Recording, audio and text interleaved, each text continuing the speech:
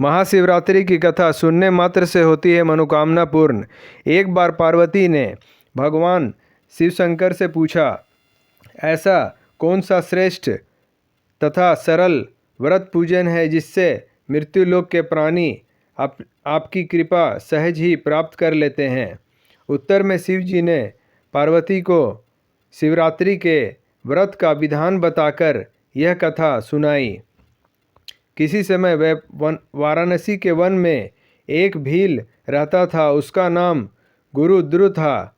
वह वन्य प्राणियों का शिकार कर अपने परिवार का भरण पोषण करता था। एक बार शिवरात्रि के दिन वह शिकार करने वन में गया। उस दिन उसे दिन भर कोई शिकार नहीं मिला।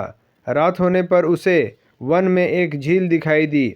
सोचा, यहीं पेड़ पर चढ़कर शिकार की राह देखता हूँ। कोई न कोई प्राणी यहाँ पानी पीने आएगा।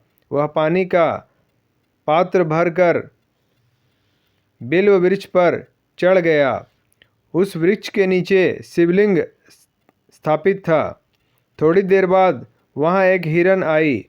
गुरुद्रों ने जैसे ही हिरन को मारने के लिए धनुष पर तीर चढ़ाया तो बल्ब वृक्ष के पत्ते और जल शिवलिंग पर गिरे। इस प्रकार रात के प्रथम प्रहर में अनजाने में ही उसके द्वारा शिवलिंग की पूजा हो गई। तभी हिरनी ने उसे देख लिया और उससे पूछा कि तुम क्या चाहते हो। वह बोला कि तुम्हें मारकर मैं अपने परिवार का पालन करूंगा। यह सुनकर हिरनी बोली कि मेरे बच्चे मेरी राह देख रहे होंगे। मैं उन्हें अपनी बहन को सौंप कर लौट आऊँगी। हिरनी के ऐसा कहने पर शिकारी ने उसे छोड़ दिया। थोड़ी देर बाद उस हिरनी की बहन उसे खोजते हुए झील के पास आ गई। शिकारी ने उसे देखकर पुनः अपने धनुष पर तीर चढ़ाया।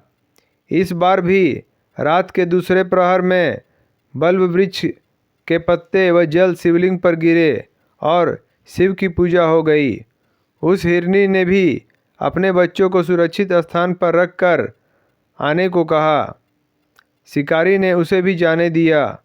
थोड़ी देर बाद वहाँ एक हिरन अपनी हिरनी को खोजने में आया।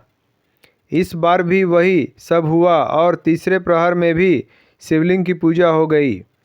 वह हिरन भी अपने बच्चों को सुरक्षित स्थान पर छोड़कर आने की बात कहकर चला गया। जब वह तीनों हिरनी व हिरन मिले तो प्रतिज्ञाबद्ध होने के कारण तीनों शिकारी के पास आ गए।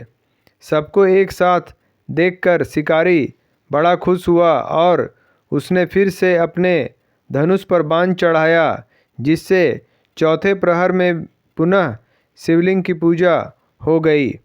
इस प्रकार गुरुद्र दिन भर भूखा प्यासा रहकर वह रात भर जागता रहा और चारों प्रहर अनजाने में ही उससे शिव की पूजा हो गई और शिवरात्रि का व्रत संपन्न हो गया, जिसके प्रभाव से उसके पाप तत्काल भी भस्म हो गए। पुण्य उदय होते ही उसने सभी हिरणों को मारने का विचार त्याग दिया।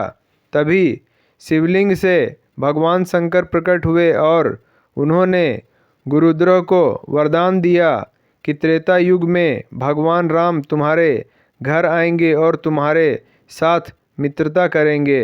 तुम्हें मोक्ष भी प्राप्त होगा। इस प्रकार अनजाने में किए गए शिवरात्रि व्रत से भगवान शंकर ने शिकारी को मोक्ष प्रदान कर दिया। दोस्तों, आपको हमारा वीडियो पसंद आया हो तो लाइक करें, शेयर करें, सब्सक्राइब करें और हमारी नई वीडियो के लिए बेल आइकॉन ज़रूर दबाएं। धन्यवाद।